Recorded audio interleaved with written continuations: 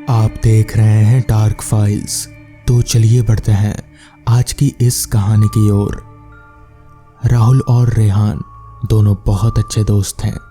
उन्होंने इंजीनियरिंग की पढ़ाई पूरी कर ली थी और नौकरी की तलाश में शहर गए हुए थे। वो दोनों दोस्त एक छोटे से किराए के मकान में रहते थे। वो जहाँ रहते थे उस मोहल्ले में पानी की बहुत कमी थी। खाने पीने की सारी चीज़ों के साथ साथ पीने का पानी भी खरीदना पड़ता था। राहुल और रेहान दोनों काम की तलाश में इधर उधर भटकते रहते थे। कई दिन बीत गए लेकिन उन्हें कहीं भी अच्छा काम नहीं मिल रहा था। अब उनके पास राशन पानी के लिए भी पैसे नहीं बचे थे। सुबह के 5 बज रहे थे। अभी पूरी तरह से सवेरा नहीं हुआ था। रोज की तरह दोनों दोस्त टहलते हुए जा रहे थे। तभी रेहान ने चिंतित होते हुए अपने दोस्त से कहा, अब हमारे पास मजदूरी करने के अलावा और कोई चारा नहीं है। इस शहर में हमें कोई काम नहीं मिल रहा है और जब तक हमें कोई अच्छी सी नौकरी नहीं मिल जाती तब तक एक एक दिन मजदूरी करने जाएंगे, नहीं तो इस शहर में भूखे मर जाएंगे। यहाँ ना तो कोई हमारा रिश्तेदार है और ना ही कोई पहचान वाला। राहुल ने भी अपना सिर हाँ में हिलाकर उसकी बातों में सहमति जताई। तभी उन्होंने देखा कि सामने से एक अधेड़ उम्र का आदमी लंगड़ाते हुए चला आ रहा है। उसने अपने एक हाथ में न्यूज़पेपर पकड़ रखा था। उसके लंगड़ाने से लग रहा था कि उसके पैरों में बहुत चोट लगी हुई थी। पास आने पर पता चला उसके चेहरे पर भी कई खरोंचों के निशान थे। वो राहुल और रेहान को टकटकी भरी नजरों से देखते हुए वहां से गुजर गया। राहुल और रेहान को उसका देखना थोड़ा अजीब लगा।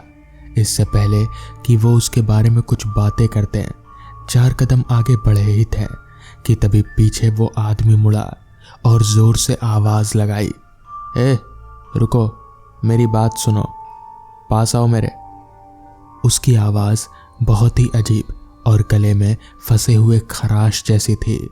राहुल और रेहान ने एक दूसरे को देखा और दोनों के कदम एक साथ उस तरफ चल पड़े। रेहान ने उस आदमी से कहा, जी आपने बुलाया हमें? इस पर उस आदमी ने कहा, क्या तुम दोनों इस मोहल्ले में नए हो और मैंने सुना है कि तुम दोनों को काम की तलाश है? राहुल ने अपना सिर हिलाया और बोला, हाँ, हम दोनों को काम की तलाश है। क्या आपके पास कोई काम है? कोई काम दिला सकते हैं हमें? हमने इंजीनियरिंग की पढ़ाई पूरी कर ली है। फिलहाल हम कोई भी काम कर सकते हैं क्योंकि पैसों की सख्त ज़रूरत है। इस पर उस आदमी ने कहा, मैं एक बिल्डर हूँ। फिलहाल शहर के अस्पताल में कंस्ट्रक्शन का काम चल रहा है। वहाँ देखरेख के लिए एक इंजीनियरिंग की ज़रूरत है। तुम में से कोई एक को वहाँ काम मिल सकता है। अगर करना हो तो आज 9 बजे कोतवाली चौक पर कृष्णा बिल्डर्स के अपार्टमेंट में पहुंच जाना। ये कहकर उसने अपनी जेब से एक पर्ची निकाली और राहुल के हाथों में थमा दी। राहुल और रेहान की आंखों में खुशी की चमक दिखने लगी। तभी राहुल ने कहा, ठीक है रेहान, तुम चले जाना। पहले तुम काम पर लग जाओ, फिर दोनों मिलकर मेरे लिए जल्दी ही काम ढूंढ लेंगे। ऐसा कहकर दोनों घर आ गए। सुबह दोनों दोस्त जल्दी उठकर तैयार हो गए। रेहान सुबह 9 बजे कृष्णा अपार्टमेंट में पहुंच जाता है और राहुल काम की तलाश में बाहर चला जाता है। वहां पहुंचते ही गेट के पास ही वो लंगड़ा आदमी मिल जाता है और उसे फिर वही अजीब नज़रों से देखकर मुस्कुराता है और कहता है, आओ रेहान आओ, मैं तुम्हारा ही इंतज़ार कर रहा था। और उसे अपने साथ बिल्डिंग के अंदर लेकर चला जाता है। तभी उस लंगड़े आदमी ने कहा, इस बिल्डिंग में कर्मचारियों की संख्या पूरी हो गई है, मैं तुम्हें दूसरे बिल्डिंग में ले चलता हूँ। ऐसा कहकर वो उसे एक बड़े से बिल्डिंग में ले आता है। उस बिल्डिंग के ऊपरी फ्लोर पे बड़े बड़े अक्षरों में लिखा हुआ था, मुर्दा घर। रेहान उसे देखते ही बहुत डर गया। उसने उस लंगड़े आदमी से पूछा, ये आप कहाँ लेकर जा रहे हैं मुझे? मैं ऐसी जगह पर काम नहीं कर सकता। तो उस आदमी ने कहा, आज इस बिल्डिंग में काम करने वाले सभी लोग छुट्टी पर हैं, इसलिए मैं तुम्हारे साथ काम करूंगा। तभी रेहान ने कहा, तुम्हें तो बहुत चोट लगी है, तुम काम कैसे कर पाओगे? और ये चोट आपको कब और कैसे लगी? इस पर उस लंगड़े आदमी ने बताया कि कल रात वो काम करके अपने घर वापस जा रहा था, तभी एक तेज रफ्तार कार की चपेट में आ गया, जिसके कारण उसे कई जगह चोटें आई, जिसके कारण उसके दाहिने पैर का अंगूठा कटकर निकल गया है। उसने अपना पैर रेहान को दिखाते हुए कहा, जो बहुत जल्दी ही ठीक हो जाएगा। अरे तुम मेरी चिंता मत करो, काम वैसे भी ज्यादा नहीं है, कुछ सामान अंदर रखा है, उसे अपनी सही जगह पर रखना है। इस पर रेहान बोला, लेकिन भाई साहब, मैं पहले कभी ऐसी जगह पर नहीं गया, मुझे ये काम नहीं करना आता। और वो वहीं पर रुक जाता है। उसे रुकते हुए देखकर वो लंगड़ा आदमी बोलता है, अरे तुम्ही ने तो कहा था कि तुम्हें पैसों की सख्त ज़रूरत है और तुम कुछ भी काम कर सकते हो, सोच लो, इस काम के डबल पगार मिलेंगे। रेहान मन ही मन सोचने लगा, कोई बात नहीं, अब आ ही गया हूँ तो कैसी भी करके काम कर ही लेता हूँ, कम से कम 2-4 दिन का राशन पानी ही मिल जाएगा। ऐसा करके हिम्मत जुटाकर वो उस आदमी के साथ अंदर चला जाता है।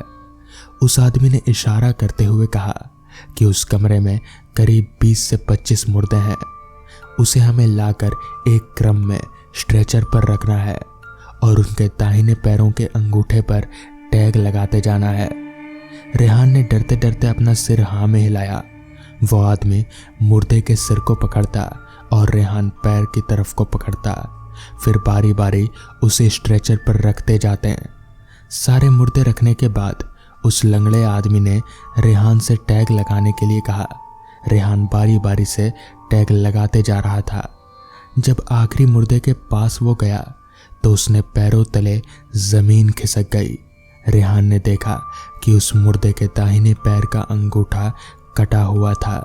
रेहान डर के मारे थर थर कांपने लगा। उसके चेहरे का रंग पीला पड़ गया। वो हिम्मत जुटाकर वहां से उठा और मुर्दे के चेहरे से कफन हटाकर देखा तो उसके चेहरे पर कई जगह कटने के निशान थे और वही लंगड़ा आदमी स्ट्रेचर पर मरा पड़ा हुआ था। उसने सिर घुमाकर पीछे मुड़कर देखा तो वो लंगड़ा आदमी जोर जोर से हंसने लगा। उसके चेहरे से खून टपक रहा था और उसकी आंखें लाल हो गईं और वो कमरे में चारों तरफ इधर उधर उड़ रहा था।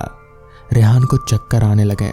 उसे कुछ समझ नहीं आ रहा था कि आखिर उसके साथ ये सब क्या हो रहा है।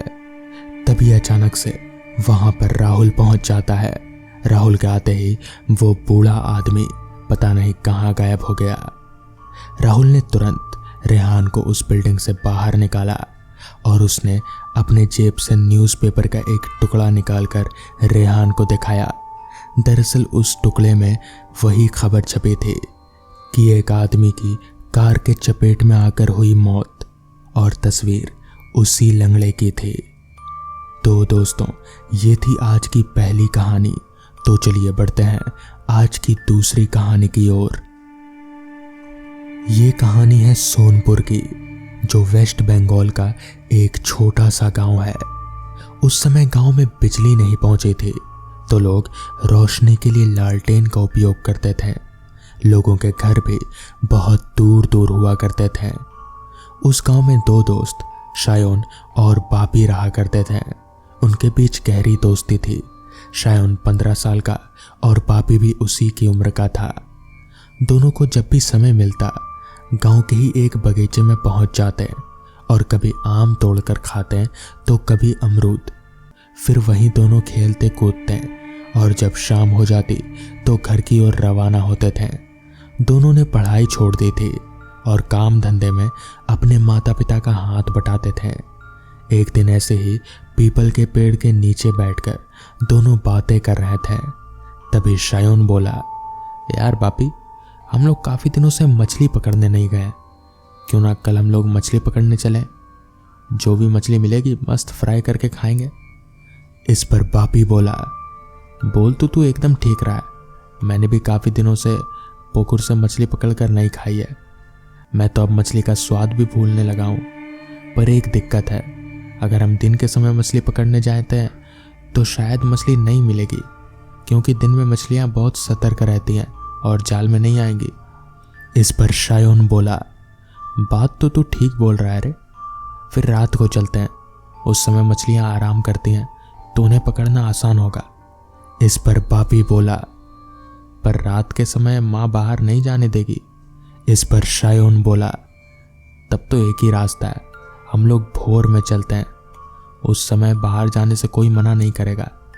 इस पर बापी बोला, हाँ उस समय हम लोग बाथरूम के बहाने निकल सकते हैं। ठीक है, कल मैं शाम 4 बजे तेरे यहाँ आऊँगा, तू चुपके से जाल लेकर बाहर आ जाना, फिर हम लोग मछली पकड़ने चलेंगे।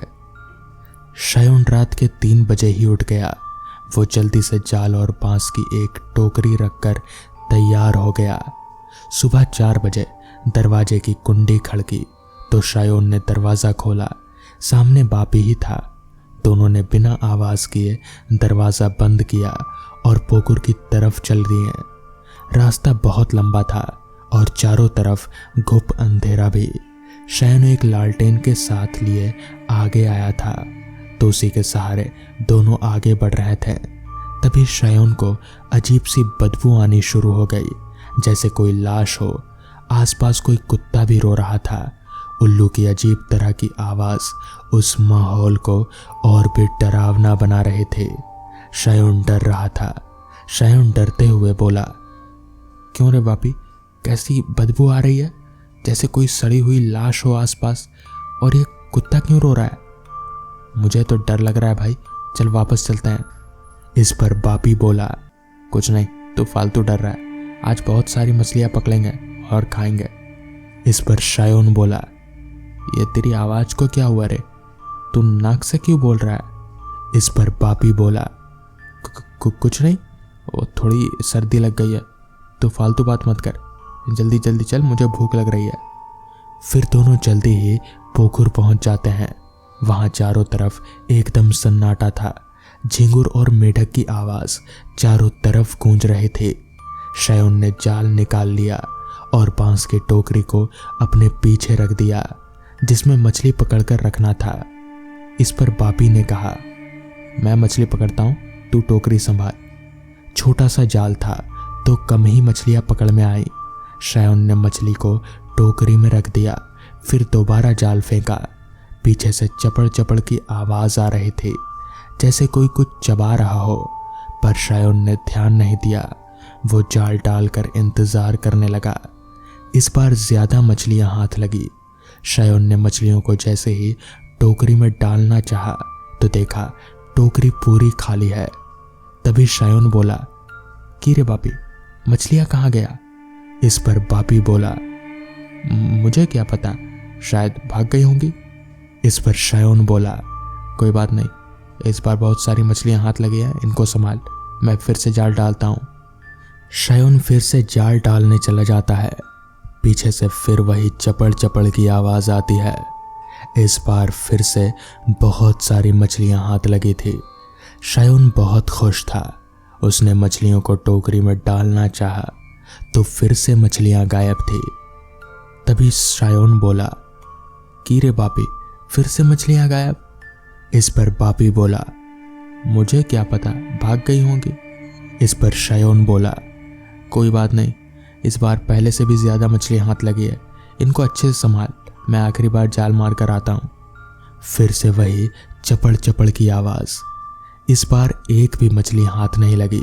शायोन खाली हाथ लौटता है तो देखता है कि बापी मछली की टोकरी के साथ गायब हो चुका है।